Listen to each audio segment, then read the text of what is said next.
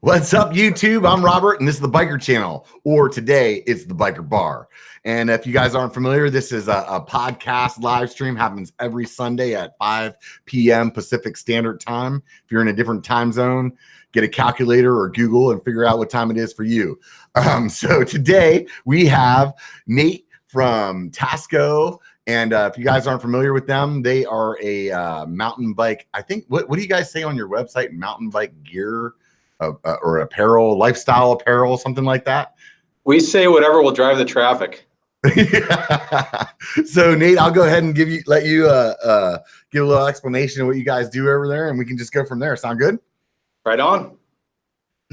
How's it going, you guys? What an honor. Thanks, Robert, for having us on, or me on, I should say, the royal we. Yeah. Stoked to be here. Nice sunny evening here in San Diego, probably 75, and kind of sucks being inside right now, but you're making it well by this fun here. So yeah, we're down here in San Diego. We do a lot of lifestyle. We do a lot of tons of gloves and socks lately. We'll talk a little bit about that. But yeah, just purveyors of fun on the trail. Right on, man. So are you having a beer here since we're sitting at the Biker Bar? I am. I obliged. I'm having myself our neighbors right here are Pizza Port, and they've got some good beer over there, and I've got a Shark Bite red ale that I'm drinking tonight. What's 16 ounce. What's that? What's Pizza Port? Pizza Port is they've got about 5 locations here in San Diego. They make a ridiculously good pizza, and they happen to brew a really good beer or two, and then they've got just a great tap list in there as well. So it's always confusing which one to go for. Yeah, no, I hear you there. So you were telling me just a second ago that I thought was kind of funny that you had the Shark Bite beer there, but yeah, apparently there was some kind of shark attack down in San Diego today. Yeah, not sure if it's the right time to be having a shark bite, but yeah, down here a 13-year-old got hit by a shark yesterday, and they don't know what, but that sounds like an 11-foot great white right off the coast. And ironically, my son and I were going to be out. It was opening day for lobster diving yesterday, and we were both going to be in the water at 6 o'clock yesterday. Oh, wow. So glad it didn't work out for whatever reason. Right. That's one of those times where you're like, man, I'm super stoked that my plans fell through. Yep. My son flaked on me. Great. Right. So you said a second ago that you guys sell a lot of socks and gloves. And to be honest, I mean, that's what I knew of you guys when I first started was that, they had gloves. Actually, I take that back. I think the reason that I found your company is the hat that I'm wearing right now. I want to say it was like a Facebook ad or something like that came up, and I was like, oh, that's pretty cool. And I ordered it, and at that point, like, I didn't even really know about the gloves or anything. I just thought it was a pretty cool design. Yeah, it kind of morphed into more. I mean, it started out. I guess if I were to jump back, we got an hour here. Might as well tell you, right? Yeah. We got as much time as you want, man. Yeah. We started it out as just a lifestyle brand. A buddy and I, we were finishing up a bike race down here back when I used to race and actually take things a little more seriously. But we were at one of the quick and dirty races down here in San Diego, and we're finishing the race and we're waiting for the awards. And just looked around, and I'm putting on a Ruka shirt. He's putting on a Hurley shirt, and everybody's putting on surf-inspired clothes down here. Right. And we just kind of looked at each other and we said, why are we putting this on? We're out here mountain biking today. And so it was from there we just decided in the hat you're wearing there, that was our first design number 1. And I feel like we hit it out of the park. Thankfully, the guy that did that did a really good job. And so basically, yeah, we just brought a couple of designs to the next race and sold through them, and that was pretty cool. So then we made a few more designs, and it just kind of snowballed from there. And at that point, it was under the name Tasco MTB, and I think my little avatar might still say Oso on this Google Hangouts, but that's where it started out. Yeah, we just and then it just snowballed. It just kind of grew and grew from there. And about 2 years ago, we made the decision to launch a glove product, and just ridiculously stoked on how well that's working out for us. But when we did that, we just didn't want to look like everybody else and come out with another glove. We wanted to do something different and unique and kind of put a stamp on it. And that's when we did the socks with it too. So almost opened up a new collection with that. by just taking a really good glove product, putting a fun design on it, and then adding in a really good sock too that matches up, and people are eating it up. It's fun.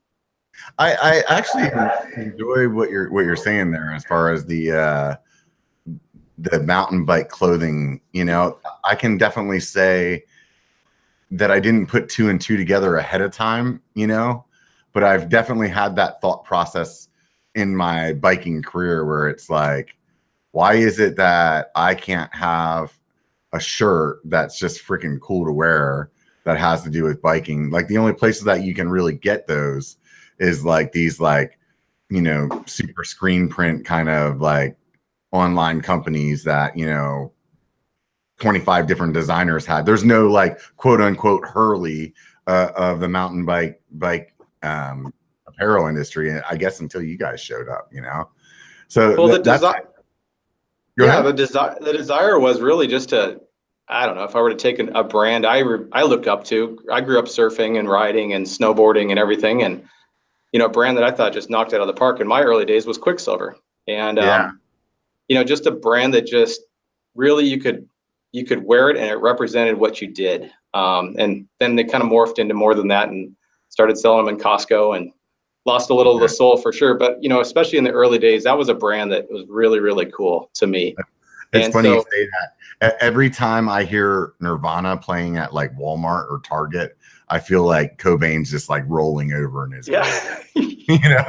Like this is like the farthest thing that he would ever want his music to be. Like, have you ever gotten like an elevator and heard something like that? Or like Metallica playing in the elevator? You're like, are you fucking kidding me right now? Yeah. The worst is when it's Metallica playing to like an orchestra. Like elevator music style.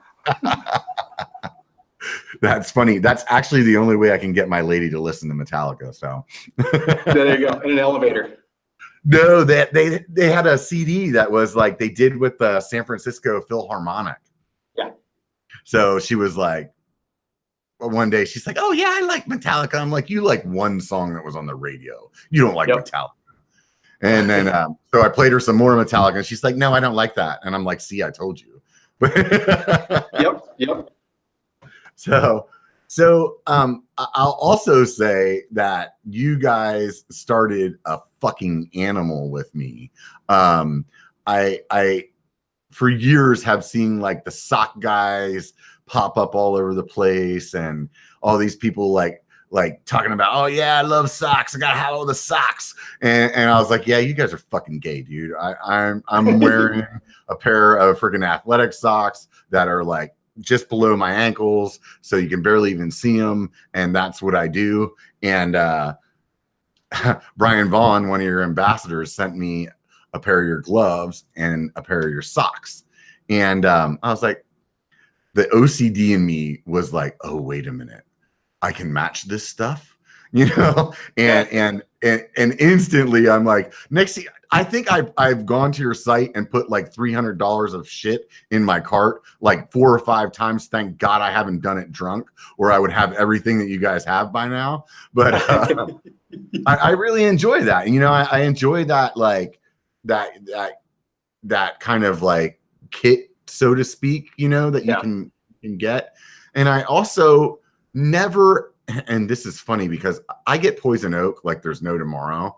And so I never wore big socks just because, I don't know, when I was a kid somewhere along the line, like pulling your socks up in the 80s was cool. And then there was a point where it wasn't cool anymore. Yep. And I grew up in that point, like right when it became not cool. So it was like, I'm not riding around the trails with socks up. That's stupid. It's hot outside. And then the next thing you know, I'm like, oh, wow, if I put knee pads on and socks on, I don't get poison oak. This is like a revelation to me. Until you take them off. Yeah, well, I just leave them on all the time, actually.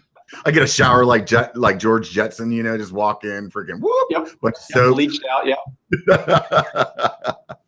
No, it's been fun, though. It's been fun to see a lot of people just having fun with it. And, the goal is like wear a bunch of black now, right? Black, grays, just kind of subtle colors on the rest of your kit, and then spice it up on your digits, right? That's kind of the fun of it, I guess. Dig it, man. I totally dig it, because that's the way I buy helmets and camelbacks and stuff like that, is like, in my mind, I'm like, oh, this thing's gonna last maybe longer than this bike. You know what I mean? So, like I'm like every time I'm like get a helmet, I'm like, oh, well, I want to make sure I get a neutral color because then it doesn't matter what bike I ride, it's fine. You know, so like yeah, I definitely dig what you're saying. With the like, do you guys do all your own designs in house, or is that something that like you originally like started like contracting out and now you have somebody in? Super fun story right there. All the t-shirts are done pretty much. There's probably 10 different artists that have contributed to the t-shirts. So if you see them, there's anyone from, Skywalker is the guy that did a couple of our early designs, and he continues to do some work for us, but he's a muralist in town here. He rides a bike really well. He surfs crazy good. He's actually on a mural tour, touring around the States in his Sprinter right now, just doing murals all over the place. But so he's done a couple. We had one of our designs is done by Jill Kittner, which was really cool. That was kind of our big name artist that we've had do some work, and that's the Bike Bits collection. And you see that like this month we ran it on gloves, the pink gloves. And who is Jill Kittner for people that don't know who that is? Right on, yeah. Jill's a crazy good downhill racer. I want to say, she's going to correct me here if I say it wrong, but I think it's 18-time downhill national champion. Oh, wow. Just rides crazy good on a mountain bike.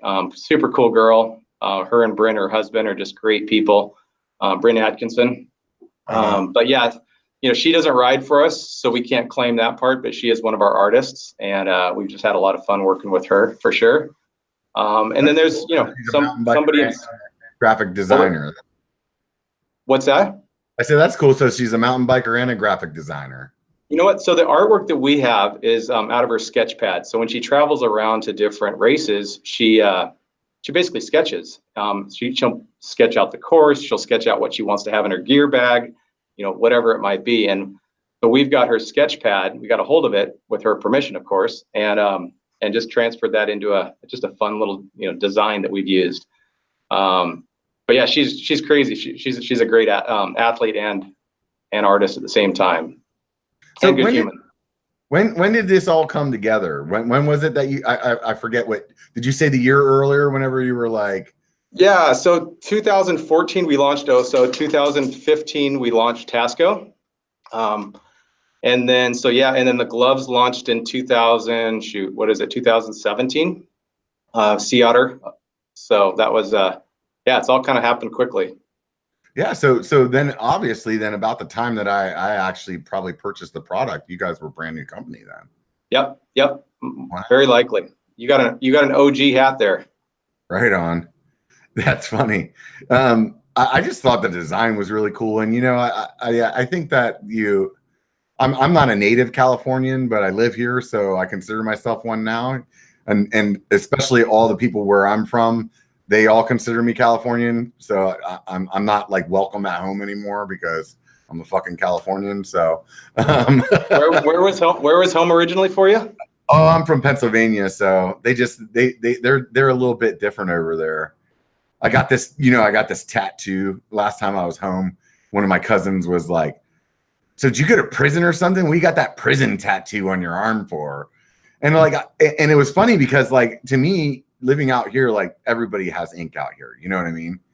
And I'm walking around back home and I start looking and I'm like, there's people with tattoos, but not like they got like the one piece off the flash wall, that they got, they got the freaking Tasmanian devil or something. Yeah.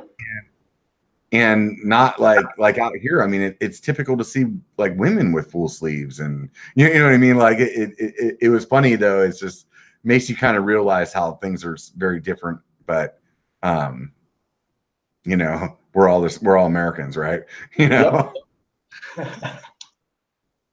So you have the shirts and the socks, and that's really like marketed to the mountain bikers, but then you have the other line of stuff. You have, I'm sorry, I said shirts and socks. I meant to say socks and gloves. So, but you have just the hats and the t-shirts and stuff like that. Do you see a lot of those sales like going like to people that maybe aren't in the sport, Yeah, I mean, initially, so we branded it, and I should take a step back and explain to you what Tasco stands for. That's a good little fun piece of trivia. Yeah, I was going to ask you that a minute ago. Why did you decide to drop Oso and go to Tasco? Well, so we had to. So about 4 months into this process, I said, all right, you know what? If we're going to make a real brand out of this, I got to make sure I got the name locked down. And when I had initially come up with the name Oso, which is bear in Spanish, it was available on the trademark website, and so all was good. Well, so happens that in December, one of my buddies calls me up and he says, hey, click on the Home Shopping Network right now. They've got a new line that they're showing that's Oso Casuals.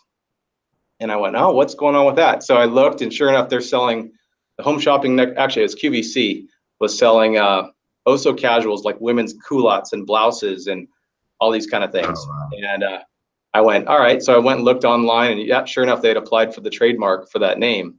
And I decided it wasn't probably in my best interest to take on QVC. Try to battle them for a name. So we went back to the drawing boards, and man, a month, 2 months later, just trying to come up with a name that kind of felt like it fit to what we wanted to do. And my son walks in, he was 11 at the time, and he walks in to my office, and I had the trademark page pulled up, and he goes, Dad, are you serious? You still can't come up with a name?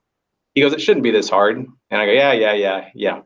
And he goes, Dad, at the time we were selling a lot of t-shirts. He goes, call it the Awesome Shirt Company.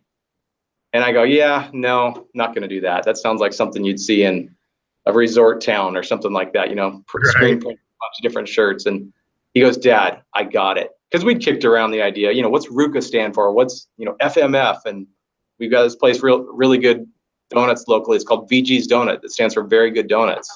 And he goes, Dad, I got it. Call it Tasco. That sounds sick. And I go, all right, well, let's check it out. And sure enough, it was available. There's a company that makes binoculars, huge company, Tasco Optics, that's out there. So I had to get around, make sure I could get into the apparel category without infringing on their trademark name. And we were able to nail it down. And here we are. So yeah, the Awesome Shirt Company is what Tasco really stands for. That's pretty cool, actually. I like that story. I always ask people like how they came up their logos and stuff like that, and I think it's just a fun conversation. Every once in a while, I've run into somebody that's like, we actually couldn't come up with anything. It was just like the coolest thing that was like on a piece. Pretty much, that's pretty much where I was, and my son pulled it out of the hat, so we ran it. No, I think it's good. I do. I don't know if I do IT outside of YouTube, and people will like, hey, I want to build this website, and I'll be like, okay, cool. So the first thing that you need to do is find a domain name. I'll talk to you in like 6 months. Because like that's the thing. I mean, even with starting my channel, that was part of the problem. Was like, I want a name that is easy to remember, that is has something to do with what I'm providing, but also I can get on YouTube and freaking Instagram and Facebook and this is what I ended up with. But I mean, even on my social media, I still have to attack the B1 on the end, because there's somebody else that thought of BYKER already. Yep. I know. I saw him. I saw him when I was searching for you.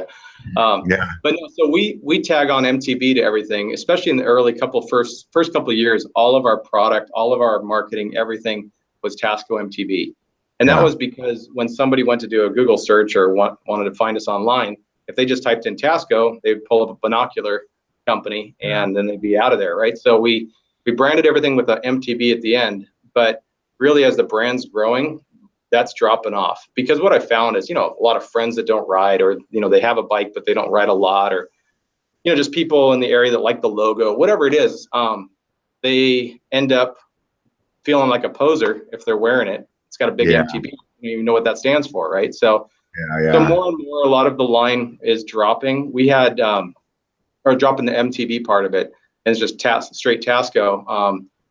But we had 6 guys race Supercross this year in our gloves. And obviously having a big MTB all over their gloves didn't make a lot of sense. But so just, being able to cross over into other areas. Ideally, I mean, the vision of the brand is it's an outdoor brand with a core in mountain biking. So the mountain bike is what takes you to that adventure. or it's a big part of that adventure. It's the core of that adventure, but really it's an outdoor brand is really the Yeah, heart. I mean, or it's just, it's what you use to get started. I mean, that was part of the reason I used biker and not something to do with mountain biking, was I wanted to be able to have that ability in the future to like possibly talk about road bikes or CX bikes or e-bikes, whatever fucking bike it is that I don't even know is out yet. You know what I mean? And I didn't want to be like stuck in that. And just, because through my professional career, I've been through branding processes and looked at that stuff and I'm always I've been a dreamer, so to me, I'm already like planning it out like it's going to be this huge thing where it's still like 2 years later, I'm sitting in my garage drinking beer, so. But hey, you never know, right? It's the third year that counts, right?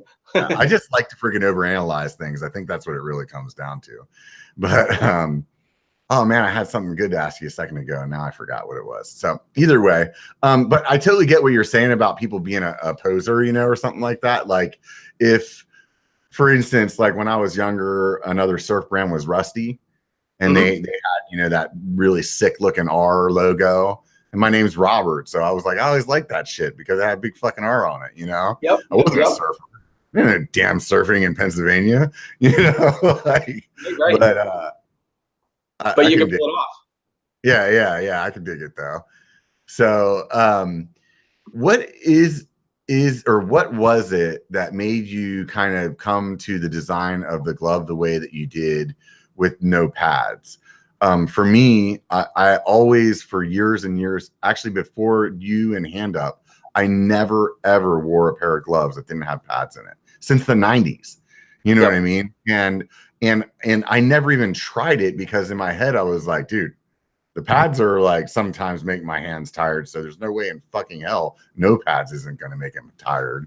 Right. And so, like, I think honestly, it was Brian, the gloves that he sent me from you, because I think I got those before I had a pair of Hand Ups. And I was like, well, I need to be matchy, so I'm going to wear them. And then I was actually surprised, that the hand fatigue wasn't there or whatever. So what was it that made you decide to do that? And I don't think you still don't have another like line of gloves that has padding in it or anything, do you? No, and we don't have a big desire to either. There's a couple things that, first of all, the Velcro. Anybody that's washed a pair of Velcro gloves with the rest of your gear, you know that it'll just, snag on everything, and the Velcro wears out and it starts flopping around on you, and, just kind of a nuisance. So, coming up with having a simple entry into the glove that has a good stretch, but then has a good memory, so it pulls back and it's nice and snug on you.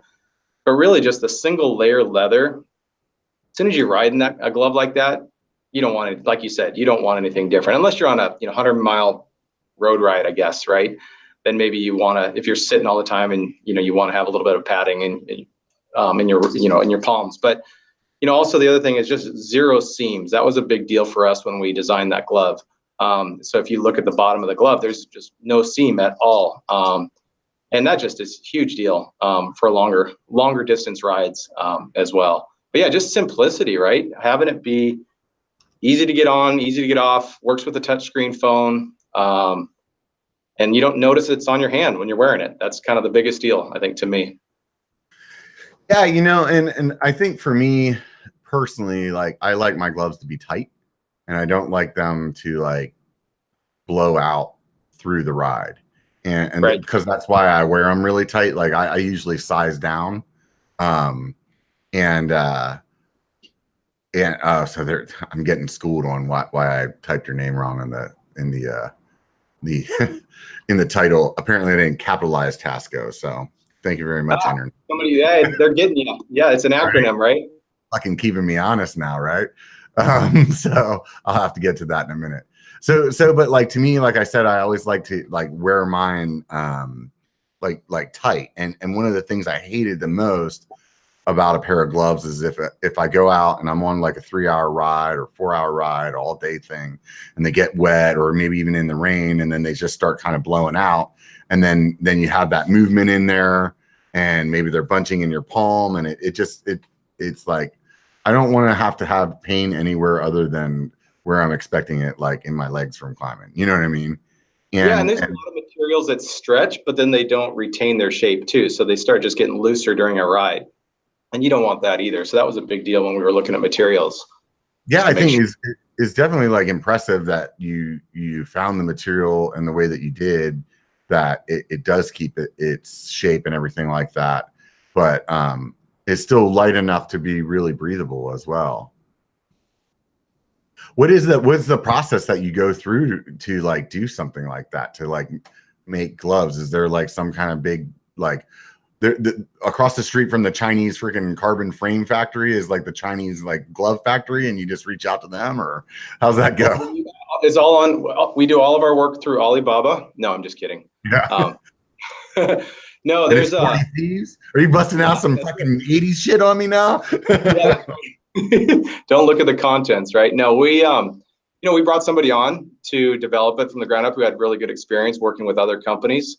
And he was able to basically, it wasn't that hard of a deal, really. I mean, when you're making a simple style glove and you got somebody with some knowledge on how to do it, it was pretty straightforward. So yeah, I'm blessed to have So when you started, it was just t-shirts, or was it t-shirts and hats like right out the gate? Yeah, we had hats and t-shirts straight away. Just two designs though, that we had the design you're wearing, and then we had the people call it the mechanical bear, or the gear. We call it the gear bear. It's all the bike parts. Yeah. Yep.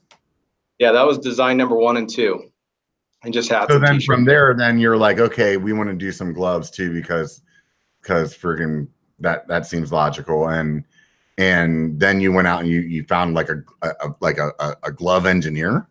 Yep. Yeah, we brought him on. He's still with us, helps us out. He runs that whole program for us, which is good. And the cool thing is having him and have his experience, and he's able to, we've got another glove that's just going to be ridiculously good. If you're going to go to Sedona next year, we're hoping to have it by then. Oh, right on. So we have another glove coming as well that'll be mixing things up a bit. Guess I gotta go now. Yeah, well, you can come to Sea Otter. That'll work too, right? So yeah, just we're going to keep it going though. We're going to have fun. I mean, I have no intention of becoming just a glove company. That's nowhere near what the vision is, but the gloves are working really well. It's adding a really good tech piece to the brand, and it's ridiculous how well they're doing for us. So there's no reason to stop that. So you did something, I think you talked to me about it when we were in Sedona. That's the first time I met you. And you did something that I was like, oh God, thank you. You made a regular style t-shirt that was like a wicking shirt that you could ride in. Yeah. And to me, that was like, I'm like, thank God. Like you can't, like, I always question that. It's like one of those things where it's like, why do I have to go to fucking Old Navy and buy some wicking t-shirt that's just like this plain gray shirt?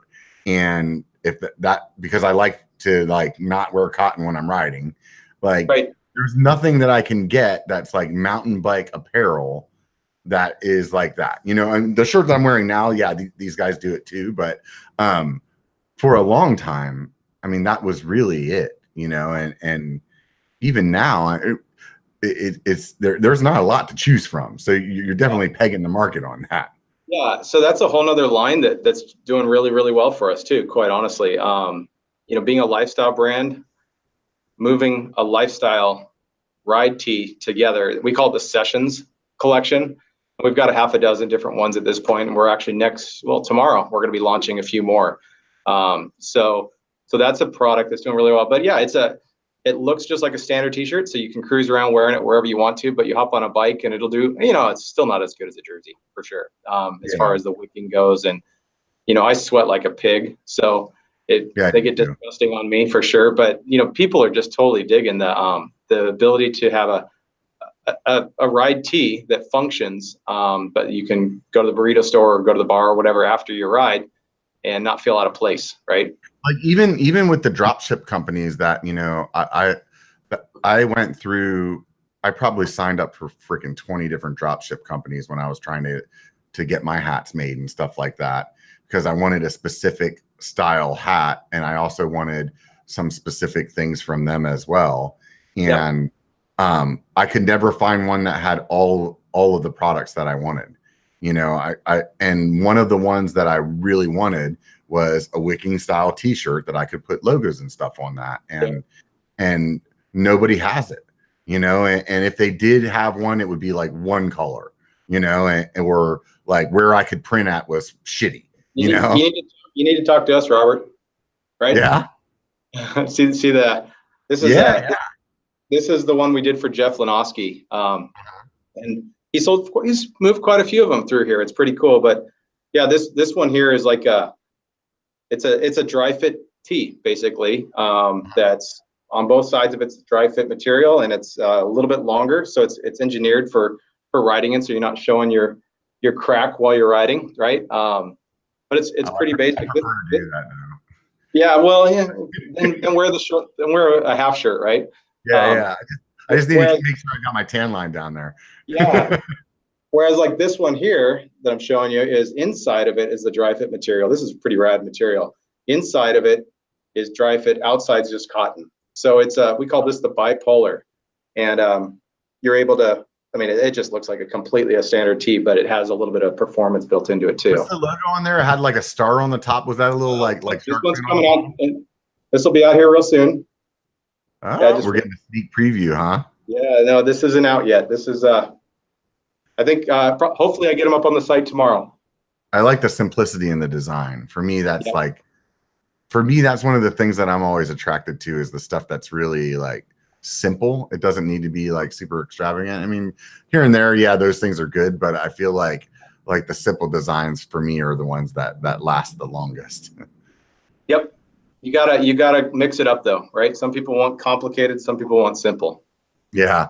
So you guys did this thing that I'm wearing, which is we've been talking about. I should probably explain it to people. It looks like a big grizzly bear, or I guess that is it a brown bear or a grizzly bear? That's the state. It's whatever's on the California flag, right? Right. So it's like, looks like the California flag bear. I think that's a brown. I don't fucking know. I'm lost. So anyways, looks like he's riding a mountain bike, and it's got kind of like, it resembles the California flag. And so the hat that you're wearing as well looks like the United States flag, but has a Tasco emblem up in the spot where the stars would be. And so you guys have some pride, you know, and I enjoy that as well, that you're kind of whether it's state pride or kind of just throwing that little bit of America in there. Like for me, I'm a vet, so like I like that. I dig it as well. Were you in the military or anything like that, or just happy to be in? Thankfully not, but no, I mean, and when it comes to the USA stuff, we only have one product that's made overseas, and that's the gloves. We have not been able to find a place here in the States to do that, but our socks are made here, our shirts are made here, those session tees are made up in LA.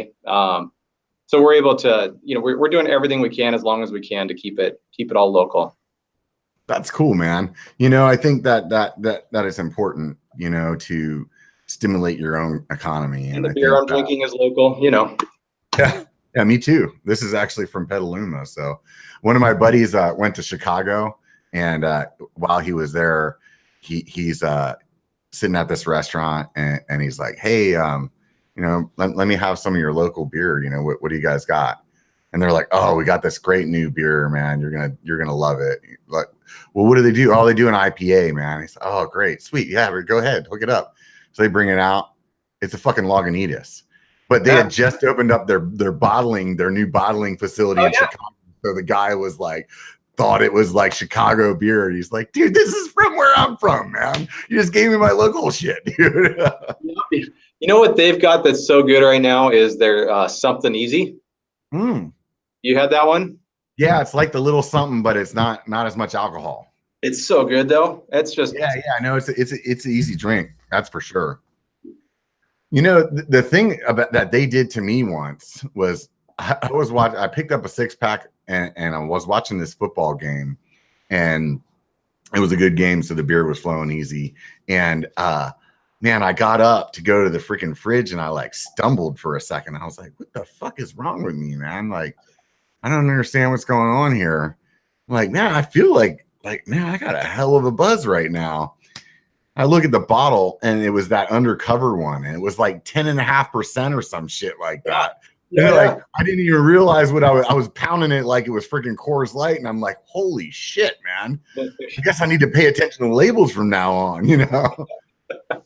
Those crafty guys. Yeah, you guys got some good beer down there in San Diego too. Isn't that where Stone's from? Yeah, Stone's just east of us in Escondido, about 10 miles out.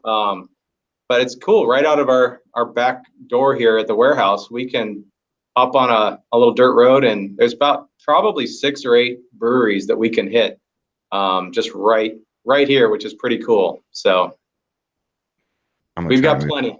I think at last count, I heard 160 breweries in San Diego, something ridiculous. Right. Well, that sounds like a good number.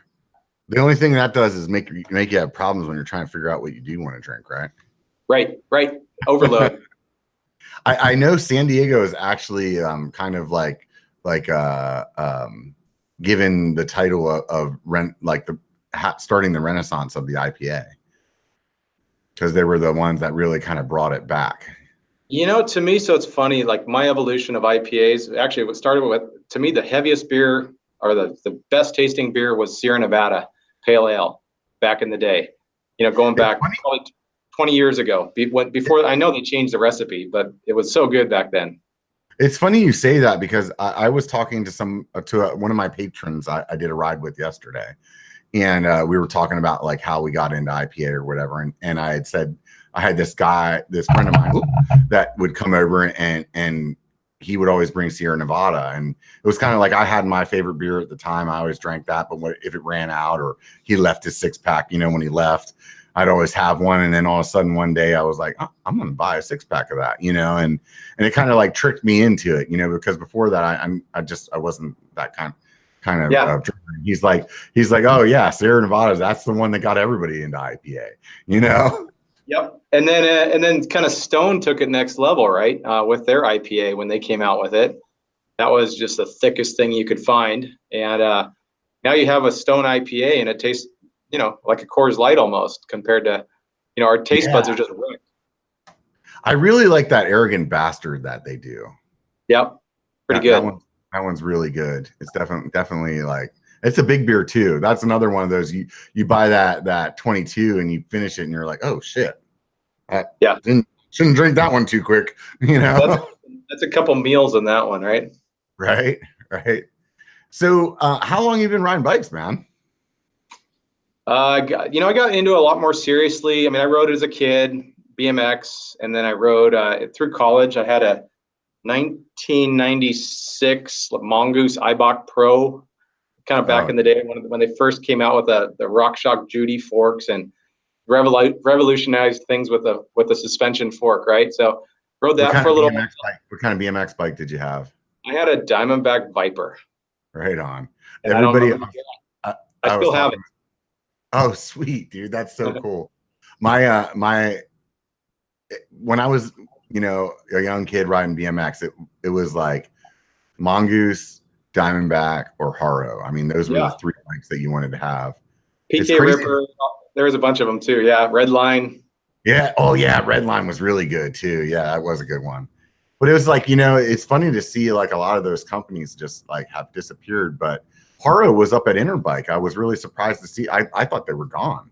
And I think they're kind of trying to do like what Diamondback's doing, you know, kind of coming back in. Yeah, they're here. They're about a mile or so from our facility. They're just across the canyon.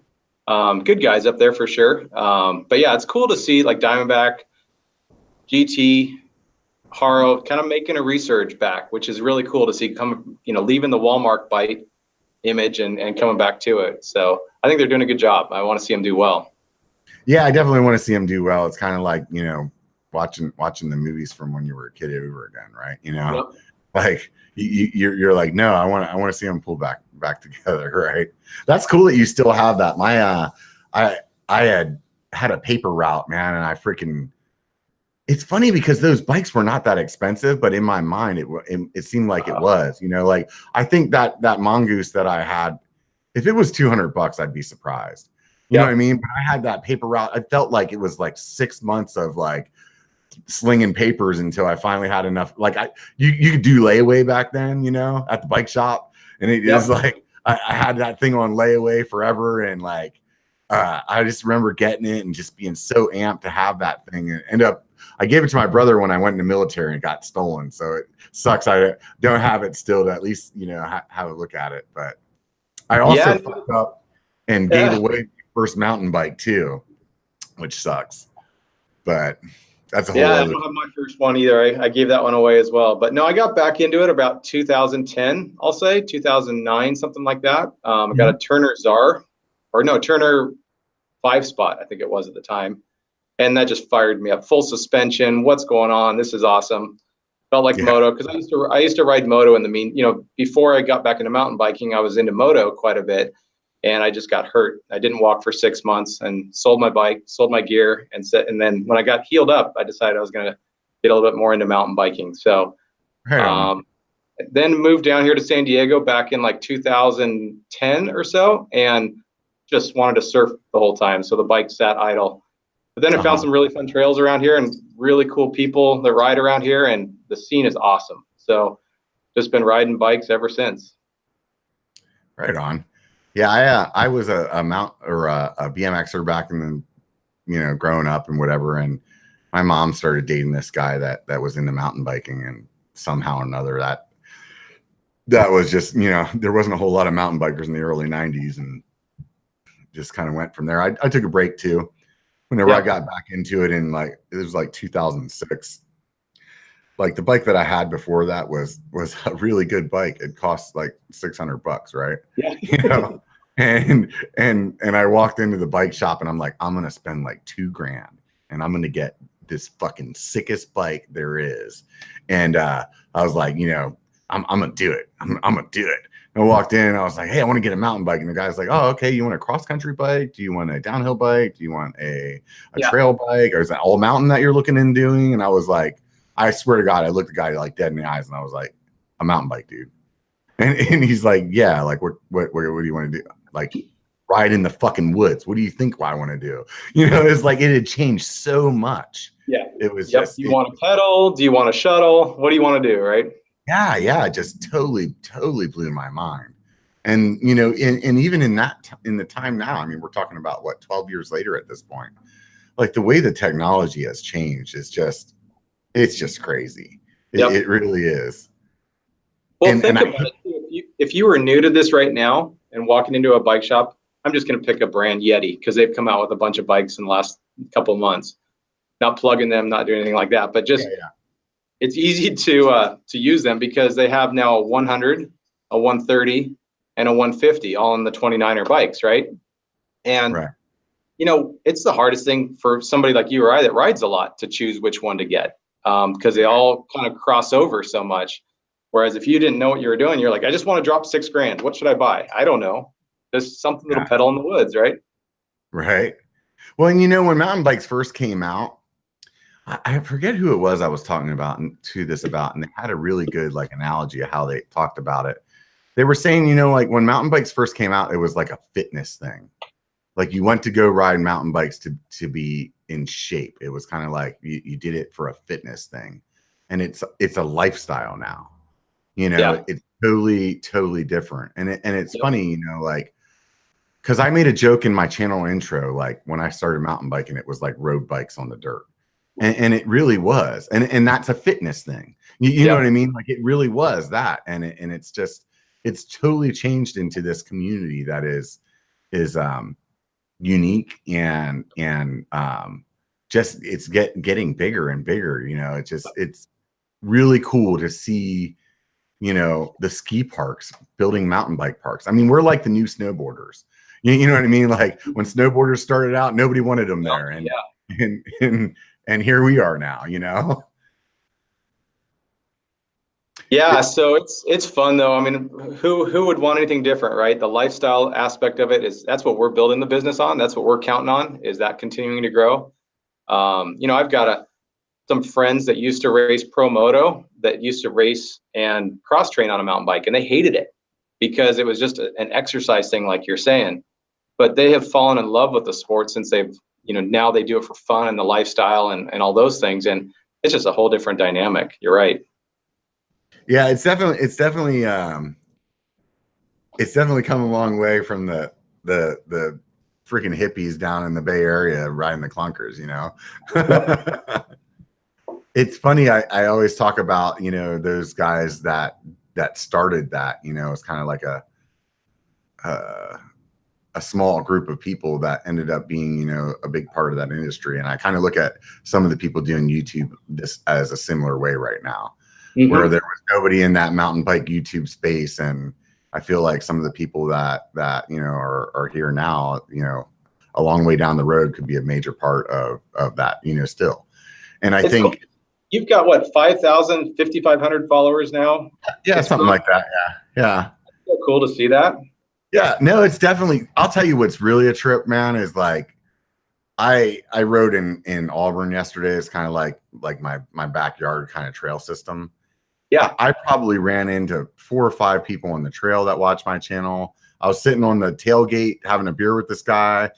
At least 2 or 3 cars drove by and were like, "Oh, it takes a bike," you know, like it was like, it's just really crazy to like, those are all things that I had I wasn't thinking about any of that when I started it, you know, and it's just really, it's interesting, you know. I'm sure like for you, like walking down the street, you see somebody wearing some of your gear and you're like, right the fuck on, man. It's so amazing, right? I laugh because there's no way I can relate necessarily, but I picture, I'm just going to take a rock star. Let's take Bono, right? And, you know, early on in his career, and he's down in, I don't know, let's just pick a resort town in like somewhere in Mexico.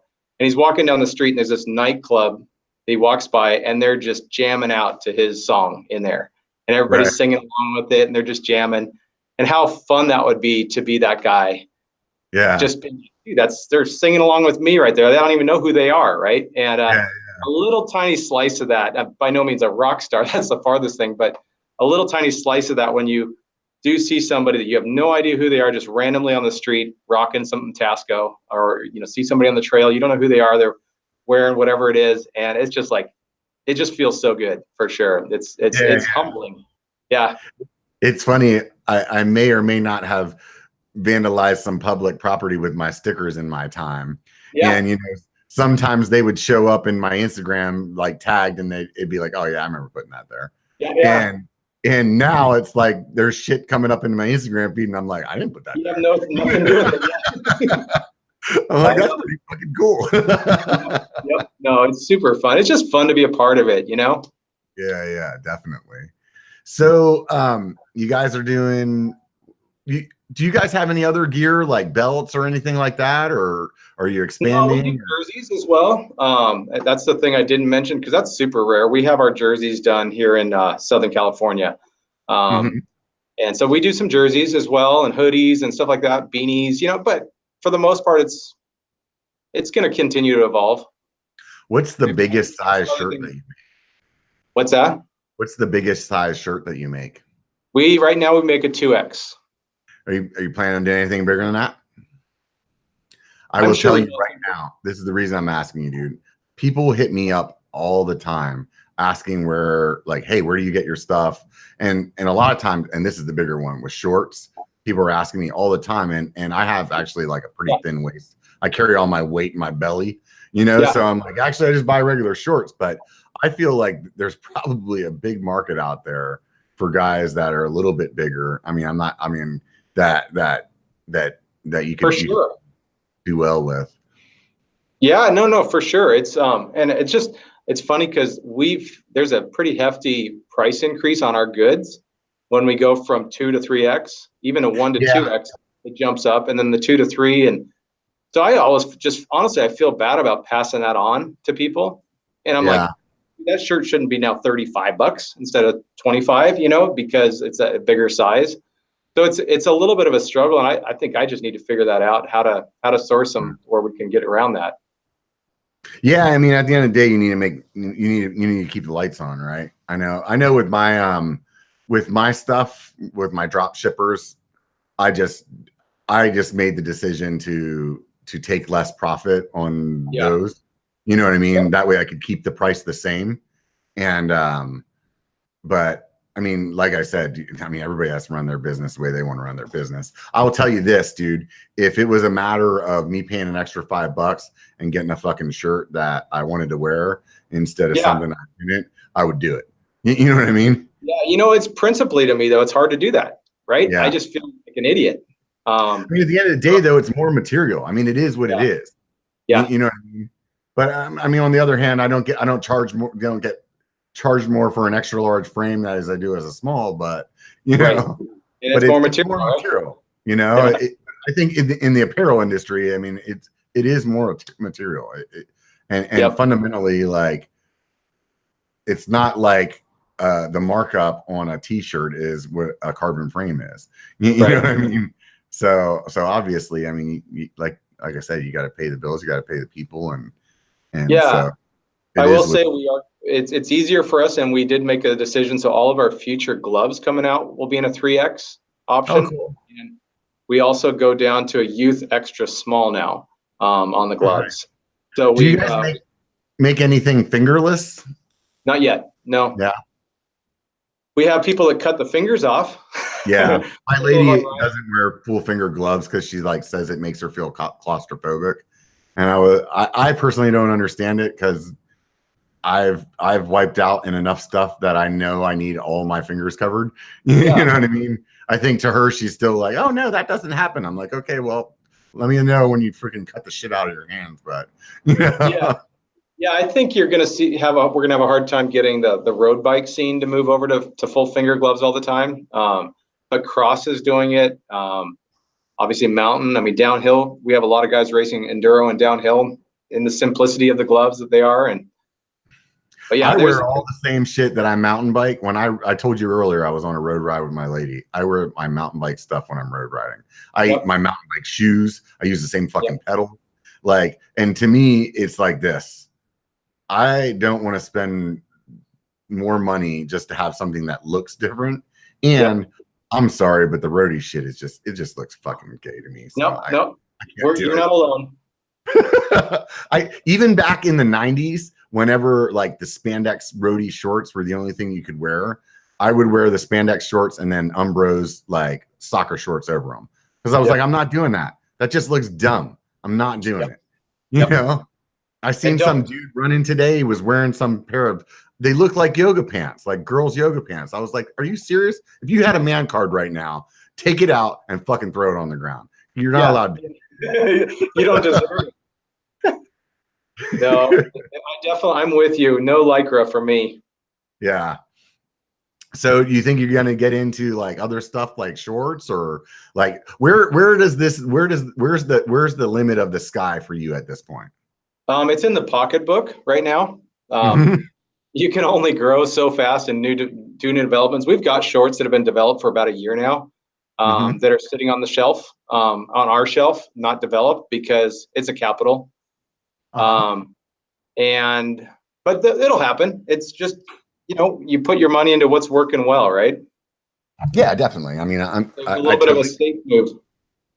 Yeah. So, I mean, is there anything outside of like apparel that like you've pondered with, or like, because I know like for me, I started this YouTube channel about mountain biking. I like it. It's pseudo successful, right? But I start thinking about, well, what else could I do? Like, and even if it's just for fun, or if it's just to like toy around within your head, is there anything like that? At this point, no. I just think that there's so much room to grow doing what we're doing that we by no means saturated out what we're doing. So you guys only sell direct to consumer, right? No. In the last 6 months or so, we've been opening up the shops as well. So we've got a pretty good network of shops across the country that are carrying the product now too. So yeah, that's the brick and mortar. Does that change like when you do that, and does that like make it like there's a different margin or something like that, or? Yeah, the shop has to make money too, right? So right, yeah. You've got to give away. Prices stay pretty much the same though, so you're basically just getting less of a cut at that point. Yep, exactly. Yeah, you've just got to figure out the numbers, and I'm not a numbers guy. I have no business background. I have no but I've thankfully got good people next to me that can help me with that. But yeah, I mean, at the end of the day, you've just got to make sure that you can make what you need to make on those retail sales or those wholesale sales as well. And so far, so good. The response has been great. We're selling through stuff that way, and they help with your marketing too. So there's there's definitely a value add in partnering up with the shops. Yeah. I mean, definitely, you're looking at selling more, and that's where your profit is then in the larger numbers instead of selling less, higher profit margin. Yep, exactly. But no, going back to your question about going into other areas, one of my mentors early on, he gave me this little bit of advice. He said, how did he say it? He said, walk to your successes, don't run to your failures. Yeah. In other words, every other day you've got somebody coming up with an idea like, hey, you should really blank, do this, whatever that is. And your head's spinning by that point. You've got to really focus, come back to, okay, what's the core value of the business? What do we want to build? What do we want to grow with? And let's make sure that we stay focused on that. But, that was why I was scared to do gloves early on, because I thought, it's not lifestyle. But the reality is, again, I went back to Quicksilver as an example, as a brand that I looked up to, or Patagonia as another brand that we look up to. And I looked at them, and yes, they do a ton of lifestyle, but they have a core competency in some tech pieces as well. So Quicksilver, they were early on with a really good stretchy board short back in the 70s and 80s, right? Mm-hmm.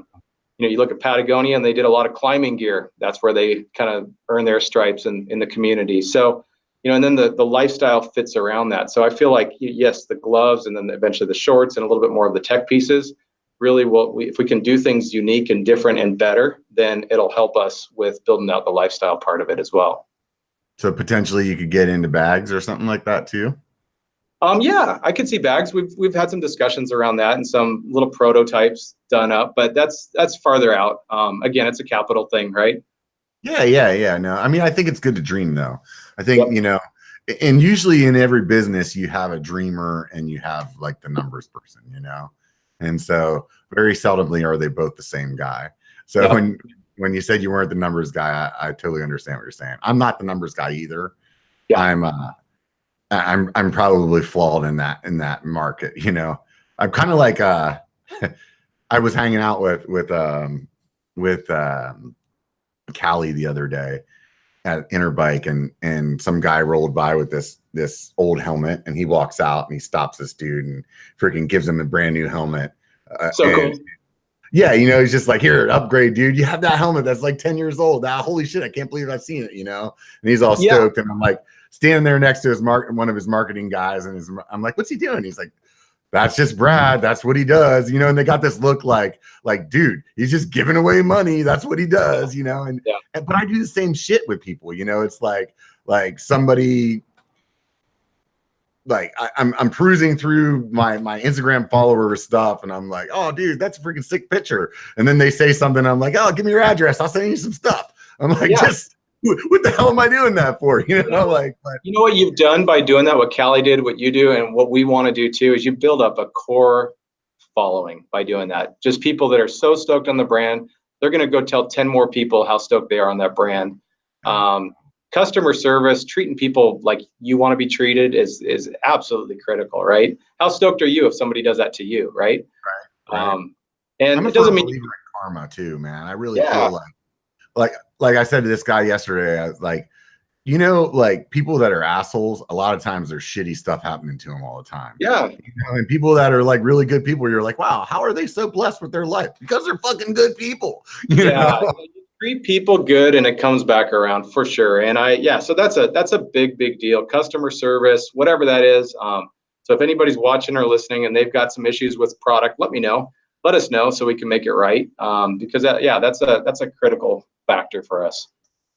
Yeah, I mean, and I think, as long as you're also just staying true to who you are, you know what I mean? And I think that, especially like for me as a YouTuber, like just being just like, hey, this is who I am. And people are like, oh, you should do this. And that'll maybe get you more views, or that'll get you more, in your case, maybe more sales. And it's like, yeah, but that's not who I am, And so like, I feel like the reason that I have the people that I have is because they're identifying with me, and in some cases I have a very strong following. Like if you're looking at numbers, and in some case, like maybe stronger than some guys that have 3 times as many subscribers as me, because they're maybe not as engaged, you know?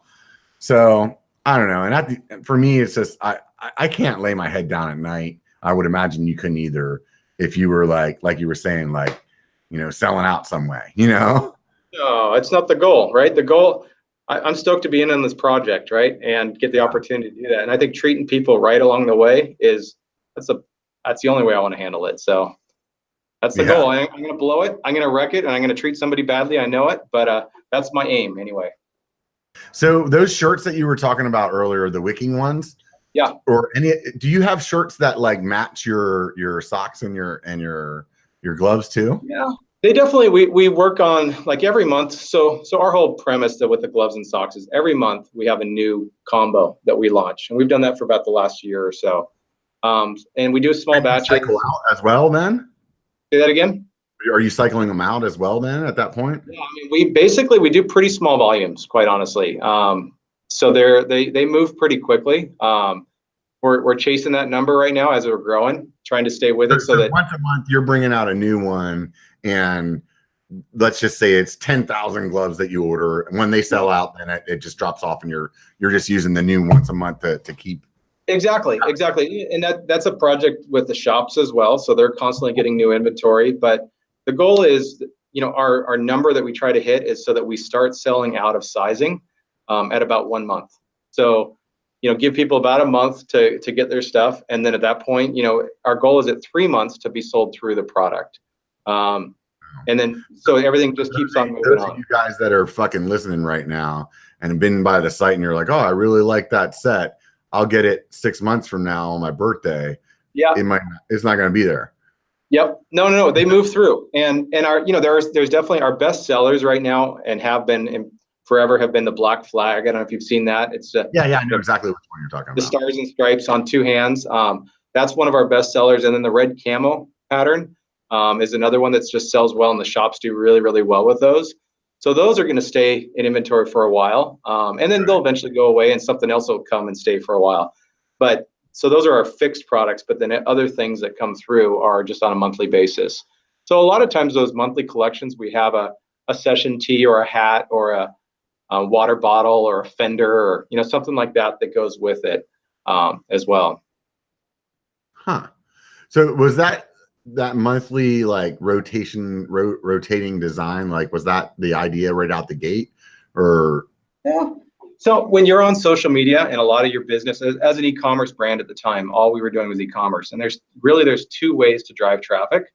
Either you do flash sales and you get people to jump into your site because they get 10% or 20% or free shipping or whatever that is, and then, or you can come out with a cool new product all the time and people get excited and they buy it, right? So really, those are the 2 different ways to do it. And by no means did we want to be like a Old Navy or Banana Republic or something like that, where you just sit around and wait for the coupon codes or for the sales that come through, and then you buy all your stuff then. Right. We didn't want to have our business be that way and train people that. So instead, you know, we do a couple sales a year on the bigger holidays for sure. But really the goal is to drive the business and drive the traffic to the site and the interest with just keeping new product flowing all the time. Right on, man. These guys know how to do it, right?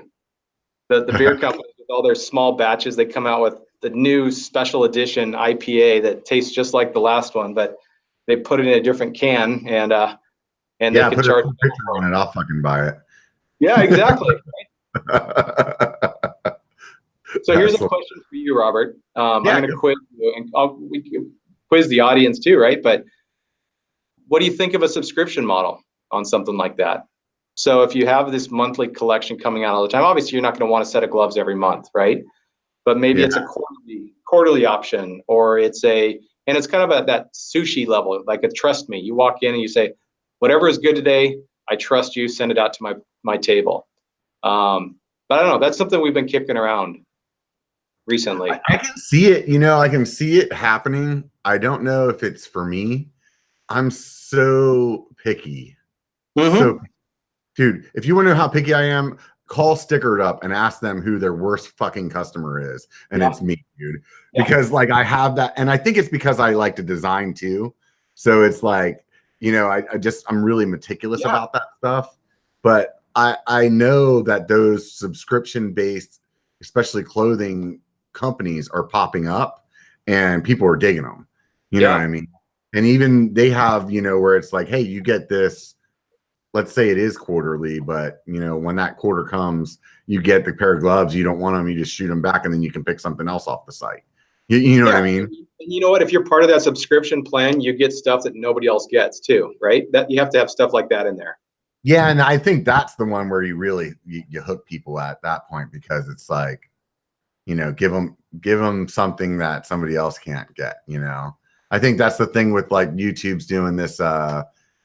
It's kind of like Patreon on YouTube, but you have to have freaking 100,000 subscribers or something like that for it now. But where like if you're one of their Patreon people, whenever you know, post in the live stream, like you can have a special icon or something like that. And it's like, when you literally think about what it is that they're doing, like they're actually giving you nothing. You know what I mean? But they're making you feel special about it. You know? Like, it's a trip, right? It's a marketing game, right? Yeah. It's crazy, you know. It definitely is. I think, you know, I think that you could be onto something there, you know. And some of the stuff too is like socks, for example. You know, if it was socks, like it doesn't really matter if you're there, you're going to be burning through them, you know. But like, who can have too many? You know what I mean? Like, so yeah, no, I think that would be fun. I would think about it. I would definitely think about it. I think if I saw like what happened, or like I could see like the thing that would hook me would be like, oh, let me see what the last couple months were. Oh, okay, well those are all cool.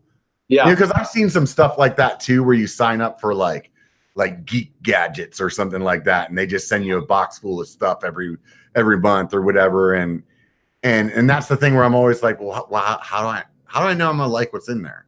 You know, you're really putting a lot of faith in somebody for that. You know? Yeah. No, it's interesting. It's a fun little exercise that's been going around in our heads, trying to figure out if that could make sense. But it's not a slam dunk yet. I'm not certain that it'd work either. You know, I think it's just, I think you're on to something. I think and I obviously don't have the answers to all the freaking sales out there either. So I could very well be wrong. I'm sure somebody told freaking Bill Gates that he was freaking high, right? Somebody told him to go the other way, right? And he's like, all right, screw you. Check this out. You know, watch me now. Yeah. You know, so let's see here. So you have been mountain biking again, you said, since 2010? Yeah. What kind of bike are you riding now? I have a stump jumper, the 19 Stumpy. I think I saw you posted that on your Instagram the other day, right? Yeah, the guy I was riding with had it. Everybody keeps asking me what I think about it, and I was like, I don't know, it's pretty. I didn't ride it. Yeah. No, it's a great bike. I got mine right after Sea Otter this year, so right when they launched them, and I've had about 6 or 8 months on it, and that's such a fun bike. Been pretty pleased with it. I had the 18 or the 17 stump jumper before that. Just a completely different bike for sure. They made so many changes. But yeah, that's what I'm riding right now. JC Trails, he's another YouTuber. I think he rides that bike too. Okay. That new stump jumper, and he said he's a Specialized guy. I'll tell you what, I've only ridden a Specialized once. I was up in Portland. I couldn't take my bike, and I rented a Specialized, and it was a great bike. And it wasn't like, I didn't feel bad about, you know, making the decision to be on that bike at all that day. And the one thing that I'll say is, like, yes, they're the freaking gorilla in the mountain bike industry. However, you do not get to be the gorilla in the mountain bike industry if you're selling shitty products. You know what I mean? Like you can only be the biggest if you're selling really good products. You know? There's a lot of hate around them, or a lot of dislike, whatever you want to call it. But and I admit, sometimes it's fun to ride more small brands and promote them and whatever it is. But, you know, this bike, for, you know, I'll call myself an average rider, maybe a little better than average on some days, but nothing pro about me, or, you know, and nothing new about me. So, and it's just a great all around bike. And I've got good things to say about it. How long you been riding a 29er? Probably since like 2012. I've had a couple of jumps back when I went back to 27.5 and had way too many over the bars because my front wheel would get stuck in holes or whatever it is. So you went straight from 26, like you kind of like just dipped on 27.5 for a second and went to 29 pretty quick? I went straight because at the point when I went from 26 to 29, I was racing, training, cross country stuff, right? So it makes sense for cross country. Like there's completely. So I rode that for about 3 years, and I was doing a lot of cross country riding, and then thanks to this business, right, I had less and less time to train, so the cross country racing dropped away, which is just fine with me. I'm fine with it. And it just turned into fun rides, really. You know, I get out when I could, and it turned into just, what's the most fun bike out there? And I just stuck with 29s, quite honestly, because the rollover, you know, you've got the rolling, whatever you call it spans holes better. I'm not a crazy charger through rock gardens, so I dip my front wheel in too often, and it's just a lot of fun. So I find it interesting because a lot of guys that were BMX backgrounds, sometimes they'll tend to stick with the smaller wheel too. So like for me, my frame is smaller than what if I was to get size, they would tell me to get a size bigger frame, but I like that twitchiness and I can't find myself getting to the spot to like where I'm really falling in love with the 29er yet. Yeah. However, the 27.5 plus bikes that I've ridden, which is pretty damn close to a 29er, I love them.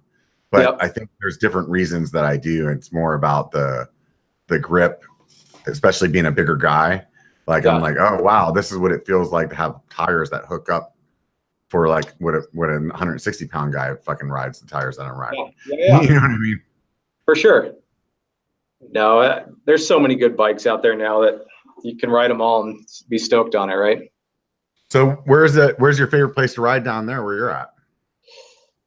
So I did a ride on Friday morning out at Noble Canyon, which is just kind of east of San Diego a little ways, and I would say that's probably our best trail system out there.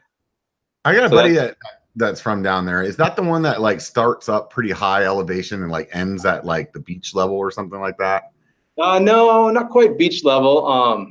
But it does. Well, we didn't shuttle it. We pedaled it on Friday. So you start down the desert floor, and then you pedal up a road. It's about a 5-6 mile climb, something like that. And then you get there, and it's cool because you start out in the pine trees, super fast, flowy stuff at the top, and then you get into the oak trees, and then you end up moving into some chunky rock gardens that are just ready to eat you alive. And then you get into the kind of open desert cactus rock garden chunk, and there's this one descent called the Stairway to Hell, which is pretty intimidating for sure. And then you just get into more flowy down, like high desert type of riding after that. So it's a great ride. We did 18 miles and 3,000 feet of climbing, but it was about 2.5 hour loop and just a lot of fun. You guys are moving along pretty good if you did that in 2.5 hours. I should check my Strava again to make sure, I guess, but that's what I thought it was. You could say an hour and 45. I'm still going to be. That's moving time because we had plenty of stops. Right. That's too funny. But yeah, that's Noble's fun. If you go north, you've got San Juan Trail.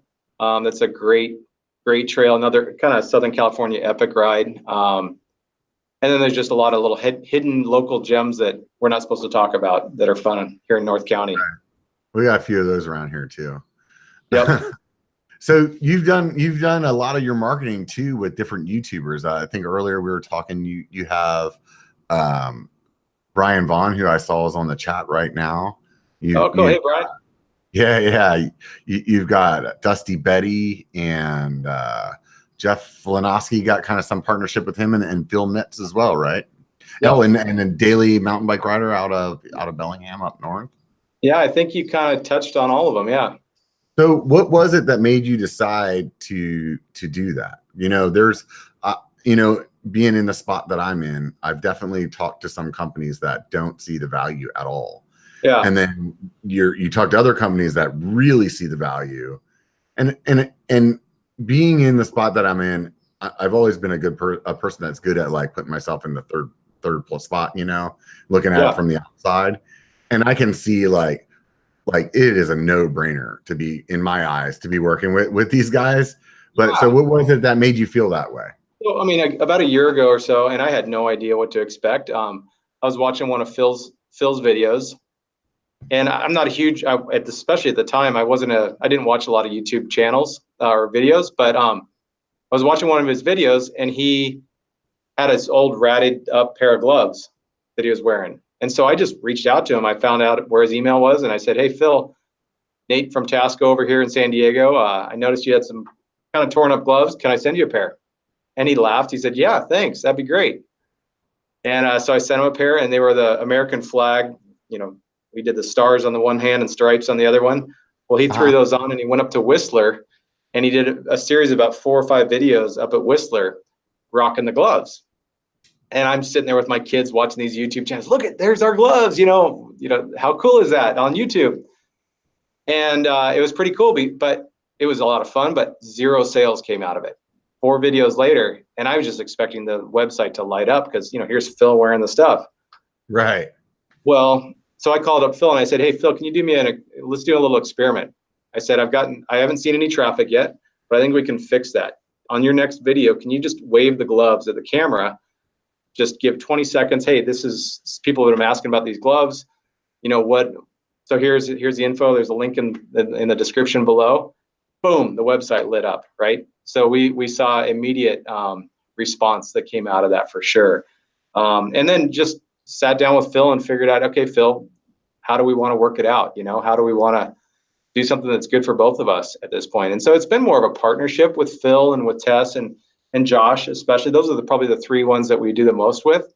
And it's not all about commissions or how I pay them or how much they earn me or the company or anything like that. It's more about a partnership. Like, let's promote each other. Like, what can we do to really just grow all of our brands at the same time? Right. And have fun with it. At the end of the day, that's what we're all trying to do right now, right? Exactly. So like with, I flew Phil out to Sedona, and then he spent the week with us in San Diego after that. So we really got to know him. And then I flew back and stayed the week with he and Haley, his girlfriend, back in Vermont for the Vermont Mountain Bike Festival. That's awesome. Yeah, so just a really good friendship has come out of it with those guys. And same with Tess, Dusty Betty, and her husband Steve. Just great people. They ended up hanging out and working in the Tasco tent up at Sea Otter with us and camping. Bill was much smaller than I thought he was. Oh yeah. Like, I thought he was a bigger dude for some reason, And when I met him, I was like, oh, well, he's a much smaller guy. But man, I don't think that his how genuine his personality comes across in his videos. Fantastic. As well as it did when I met him in person. Because his videos are instructional, so it's not really like you're not getting to know him so much. You know what I mean? It's more like he's teaching you something or he's showing you something. You know what I mean? And dude, he's really, really genuine person. Really genuine person. So here's what's funny about Phil, because he's so genuine and personable on his videos. To me, I found him that way. When he flew out, I'd never met him before. Talked to him on the phone a few times, but he flies out to Phoenix where we picked him up. He gets a ride over to the house that we're staying at, and he gets out of the car, and I didn't run over to him, but you see it in the video.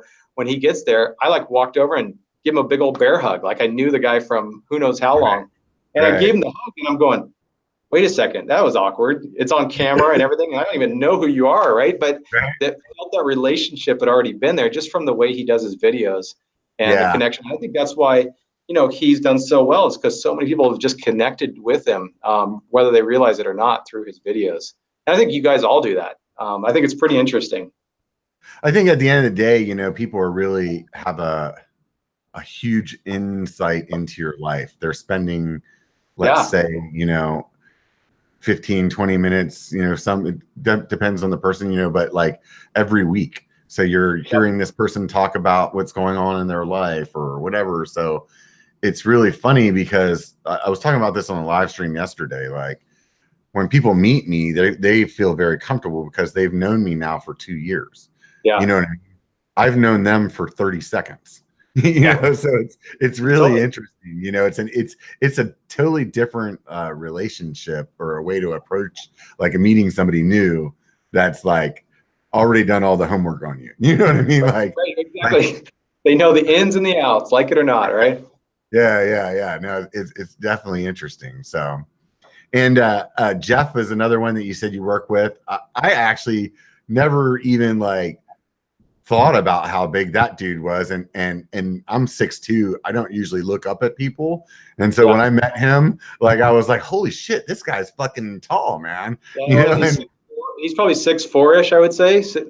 6'4", 6'5". I mean, he's definitely got a couple of inches on me. He has a present for sure, right? Yeah. But you usually don't see guys that big that are like that kind of rider. You know what I mean? That level. Most of the guys that I've met that are pro riders or super shredders, they're like Phil's size, or not much bigger. They're that somewhere between 150 and 175. Like. Yeah, he's probably 220 and 6'5", right? Something like that. Yeah, he's a big dude, so he definitely has to be able to like connect, or has to connect to a bunch of people out there that are like, hey, that could be me too, Yeah, so Phil introduced me to he invited Jeff to dinner when we were in Sedona, and sat across from him, had the raddest conversation ever, and just instantly connected as a friend with that guy. And I did the same with him. I don't think him and I had ever even really chatted online or anything. And because I have done a bunch of stuff with Stickered, like he had done some stuff with them, like as far as like got some decals from them. And so they were like, oh yeah, you should do a video with this guy that we had, this other guy that we have, that we've worked with. He has a YouTube channel too. He like teaches people how to ride and stuff. And I was like, yeah, whatever, I don't care. Like, and I guess, he had like, he watched my channel or whatever. So when I bumped into him in Sedona, he's like, oh, what's up, dude? And it was like, he like totally knew me. And I was like, wow, man, like, this is cool. But the guy's just like really, really fun guy. Like you said, like instantly you're like, okay, yeah, dude, I can legit. hang out with this guy. We can twist some caps and we'll have a good time, Yeah, and I feel like that whole little crew that we've gotten the chance to work with on the YouTube channel, Tess and Steve are just legit people. So good. So such kind hearts in those people. And then Josh is, I don't know Josh near as well as the other ones because I haven't met him personally. It's just been more of a couple of phone calls and a bunch of emails going back and forth. And same with Brian out in Minnesota. But yeah, it's just a cool little core group of people. We'll have to talk. I've had a lot of late night kind of like me and Josh, for some reason, we hit it off and we started like chatting on something like this, hangouts, drinking beers. And, it's kind of funny because we had done it so many times that it was kind of like your buddy was over at your house. I'm sitting in the garage drinking beer, hanging out, chatting. All right, dude, see you later. And like, so we had got to know each other pretty well. And then he had came down to go to the biker event in Downeyville this summer and stayed at the house, and which looked rad, by the way. Which looked rad, by the way. I love that place. Oh yeah, no, that is super fun. And so we hit it off, and I'll tell you what I was going to say a second ago when you were talking about these YouTubers. I think really what it comes down to is this community that we have as a whole. And I think, for the most part, like the YouTubers that I met, they're just like all the other mountain bikers that I hang out with. And they're like the mountain bike companies that I've been meeting. You know what I mean? Like everybody that's in and around this sport today, we have all this like kind of just this similar kind of like, hey, we want to get outside, we want to get dirty, maybe we want to burn some calories, but we also want to just have a fucking good time. You know what I mean? Yep, for sure. And I think that's what is very drawing about the mountain bike community, is that by itself. You know what I mean? It's like everybody knows how to ride a bike. Yeah, so to speak. You know what I mean? Most people as a young child learn how to ride a bike. Yep. Not everybody can learn how to surf or has how to the opportunity to do that. Right. You know what I mean? So where it's like, oh, I like kind of like the slogan on my channel. It only takes a bike to be a biker. Like it really, that's it. You know, and so like it's really easy for people to relate. I've been shocked that I've had people that watch my channel that don't even ride mountain bikes. I'm like, how the hell are you watching my channel? You don't ride mountain bikes. You know, like they're like, oh yeah, you inspired me to go buy one. And I'm like, are you fucking kidding me? What do you even, how'd you get here in the first place, man? You know? Like, so no, it's cool. It's the community aspect in the mountain bike scene is just ridiculous. I mean, we go to any of these festivals, right? The Sedona, we were both there. You don't have to, you could walk in there not knowing a soul and instantly have 1,000 friends that are, you know, and you go link up and go on rides. I mean, you go surfing here on a good swell and it's hostile, right? Everybody's very, you know, it's my wave kind of mentality. And I love surfing and I love it. But the difference between that and going on a mountain bike ride with a couple of your buddies that all want to share the same trail, they want to show you the secret spots. They want to like you stop, you get a flat, they're going to stop with you. You know, it's just such a different community feel than any other sport I think that I've participated in.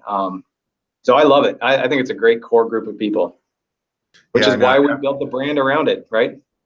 Yeah, dude. You know, when you said that at the beginning of this live stream, like honestly, to me, that really spoke to me because I was like, you know, I never really thought about it in that terms until the way that you explained it as like a lifestyle company when you equated it to some of these other brands that we're all familiar with. And I'm like, yeah, no, I get it now. I mean, I totally get it now. Like that to me is what, if I was listening to this and not, you know, part of the interview itself, that's what I would walk away with. Like, okay, that's really cool. I can stand behind that.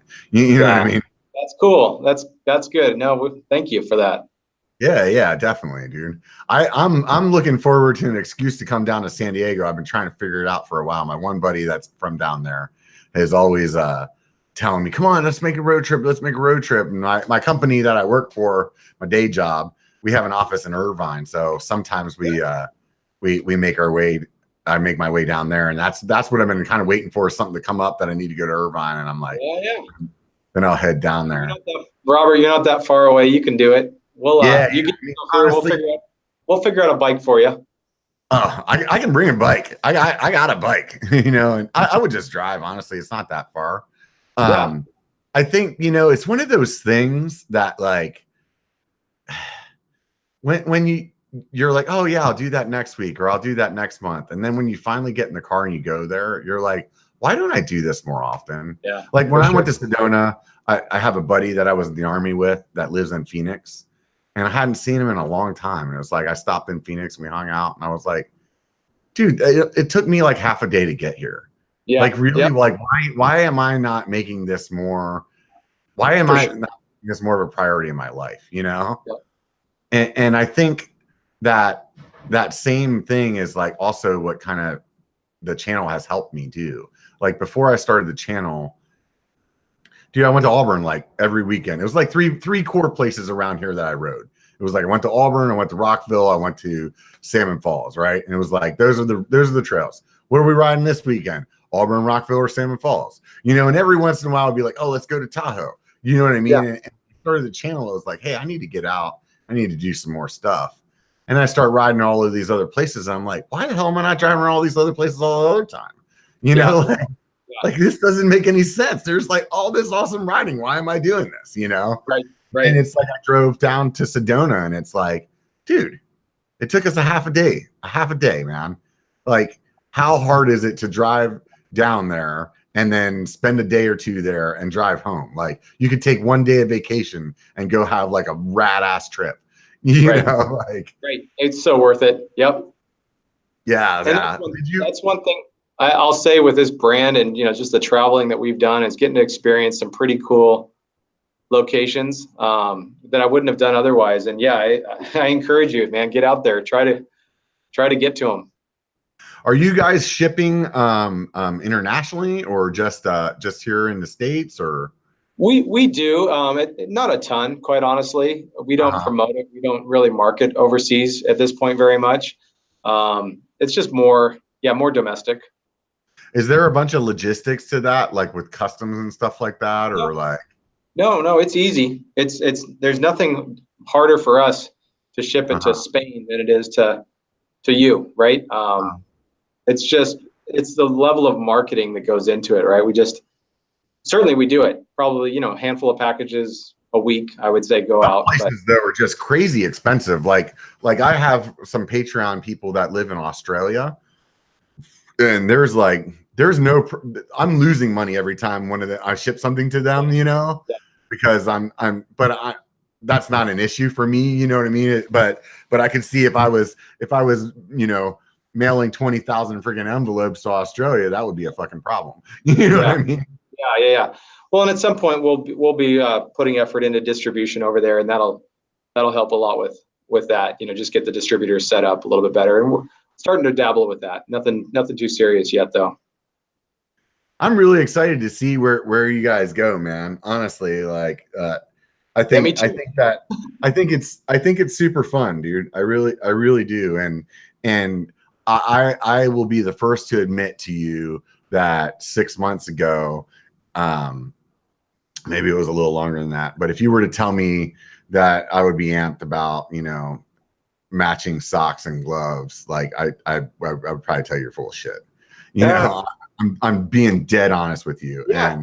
And it was Brian Vaughn sending me a package, and I looked at it, and I was like, I'm just a freaking guy. I'm just like a big dumb bear, dude. You know what I mean? I'm like, I'm gonna put my gloves on, and I'm gonna do the same thing every time because I know that works. Yeah, you know what I mean? And it's like somebody threw a little freaking rock in my pond, and all of a sudden I'm like, oh wow, there's other things out there. That's kind of, you know what you'll see too with us.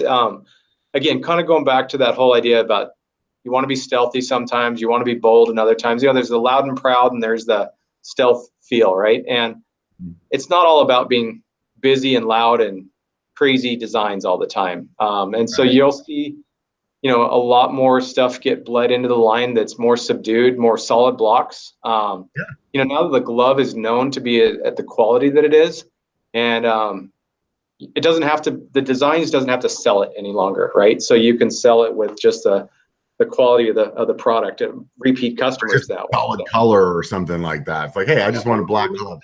A lot of stuff that we do, the sock doesn't exactly duplicate what's on the glove. You don't have to do that. You just have to tie things in. Same thing with the session tees or the jersey that we run with it. They don't have to be mirror images of each other, but having an element or two or a color pattern or whatever it is that pulls it out, boom. And then where the company will be in a year is going to be a lot different, because you'll probably be able to mix and match a lot of the socks with different gloves or the gloves with different socks. And as the inventory is able to build out, we'll be able to, and that's all thoughtfully done, right? I love your socks, dude. I think I have some sock guy stuff. I mean, they're probably the biggest guy in the bike industry as far as socks go. Yeah. And I've had some other brands stuff as well, and I really like the material of your sock a lot. It reminds me of some stuff that I had ski wise that I used to use.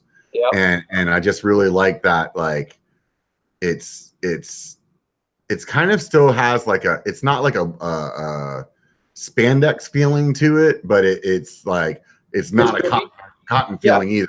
Like the sock guy socks have like a cottony kind of feeling to them still, but yours, I mean, they stay in place, man. They don't fucking move. Yeah, there's two extremes to me. We've used sock guy in the past, and they're good friends of ours too. They're here in Carlsbad, and their sock is just a different. It's not as tight. It kind of falls down sometimes, and just the construction's different. Then you've got somebody on the other spectrum, like what are they called? I should know it offhand. Swiftwick, which makes almost a compression sock. And I think our sock is somewhere in the middle there. There's a little bit of compression that keeps it tight, keeps it held up. But it's not overly, it's not, squeezing the leg too badly. But yeah, no, we're super thankful. No, it definitely doesn't feel uncomfortable in the long term. Like it's not like it's definitely like socks. We don't make a lot of money. Our margins are not very good on the socks because we pretty much sink everything we can into making the best sock we can. I mean, we don't hold back on any of the options with it. But we believe that's super important to have the best sock we can make. and just build the brand on the best product we can make, right? So how do you go through that process of like, I mean, it's the same idea. Like you get like a bunch of samples and you're like, oh, I like the way this feels. Or did you have to go through like a bunch of like prototypes and you guys went out and wore them around town? Or like how's that happen? For sure. I mean, the first sock that we did with this manufacturer, we had them send us everything they could and all the different sizes and, you know, all the materials and options that we could have so we could see the differences between them. But I mean, they're a sock manufacturer, so they have a pretty good, you know, layup on what they're going to do already, and we just have to choose the options. But yeah, it's the hardest thing, honestly, is getting the gloves and the socks to match, and we're not perfect at it. But you know, you have a limited number about like because of the dye, like so that they actually come printed the same color or whatever. Yeah, because you figure the socks are coming with a yarn that's already dyed. And then the gloves are coming from overseas and they're printing on the gloves with CMYK so they can have unlimited print, you know, colors on it. And so you have to, it's a little bit of an orchestration between overseas and here locally to try to make those socks and gloves match up as best we can. And you know what, at the end of the day, they're not all perfect. They're close.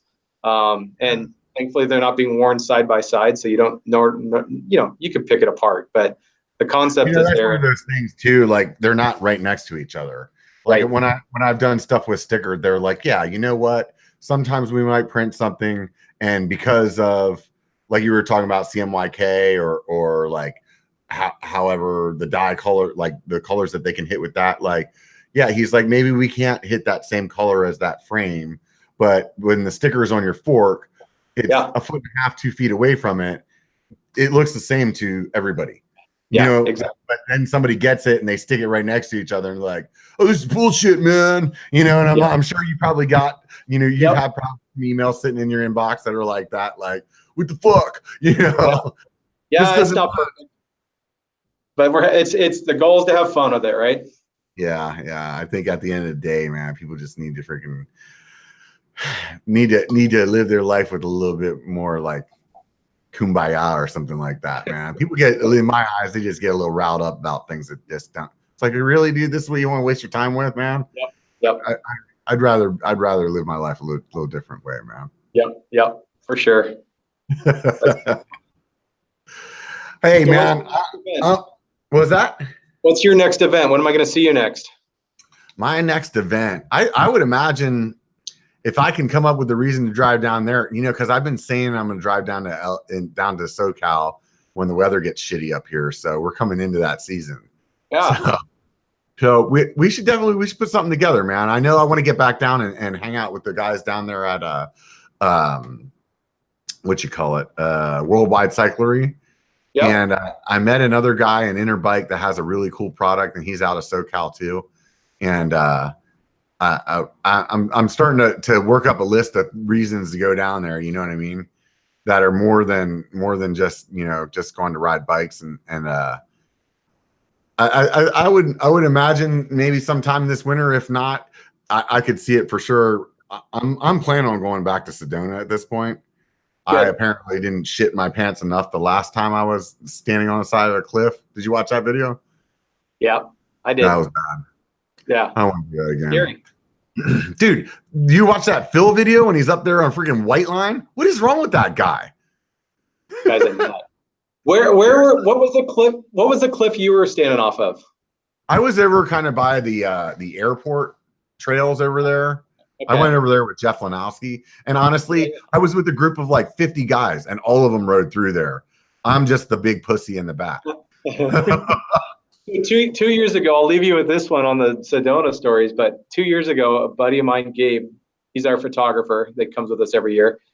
We go up to do Hangover Trail.